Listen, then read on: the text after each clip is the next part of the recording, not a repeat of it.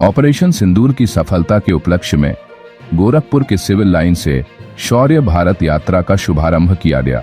इस यात्रा का उद्देश्य प्रदेश के सभी जिलों में जाकर भारतीय सेना और वीर सैनिकों के शौर्य, पराक्रम और बलिदान की गाथा को जन जन तक पहुंचाना है।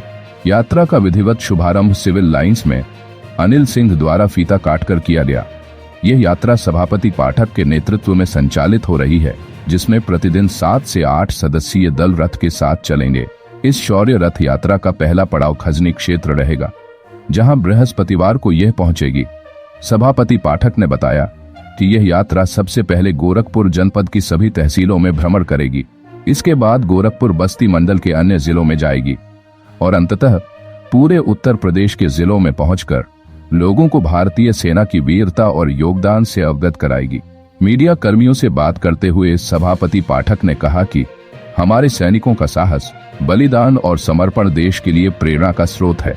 ऑपरेशन सिंदूर जैसी सफलताओं ने यह सिद्ध किया है कि हमारी सेना विश्व की सर्वश्रेष्ठ सेनाओं में से एक है। इस यात्रा के माध्यम से हम हर नागरिक को यह संदेश देना चाहते हैं कि हमें अपने वीर जवानों पर गर्व है और उनका सम्मान करना हमारा कर्तव्य है। देखिए, ऐसा है कि पूरे प्रदेश में जाने का हमारा पूरा प्लानिंग है। हमने इसलिए किया है कि हमारी जनता जागरूक है, उसको और जागरूक बनाना है। हमारे जो देश के वीर जवानों ने जो कार्रवाई की है पाकिस्तान के खिलाफ, जो आज पाकिस्तान भूखों मर रहा है लेकिन फिर भी अपने आदत से बाज नहीं आ रहा है, उसको सबक सिखाना बहुत ज़रूरी था।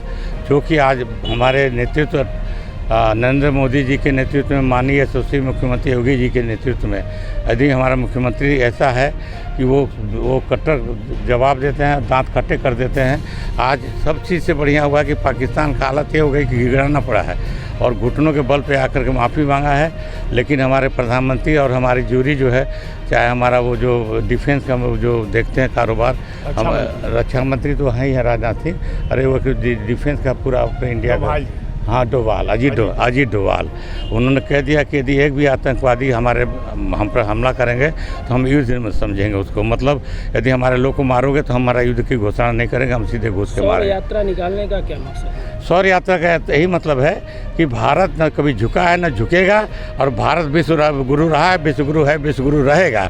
और सबसे बड़ी बात है कि हमारे संविधान की रक्षा करने के लिए भारत के जवानों ने अपनी बलि दी है, और माताओं और बहनों के जो किसी का लाल का वो प्राण गया, किसी के पति का सिंदूर, उनके विधवा हो गई, और सिंदूर, हाँ, और उसके बाद पति के मरने के बाद सामने जो आतंकवादियों ने मारा निहत्थों को, अभी 6 दिन का उनके हाथ की जो लाली जो थी, मेहंदी की नहीं छूटी थी, उनके सामने खड़ा करके लोगों ने मारा। वो 4 आतंकवादियों को खोज करके हमारे शहीद लोगों को मारने का उनको फैसला कर दिया गया है।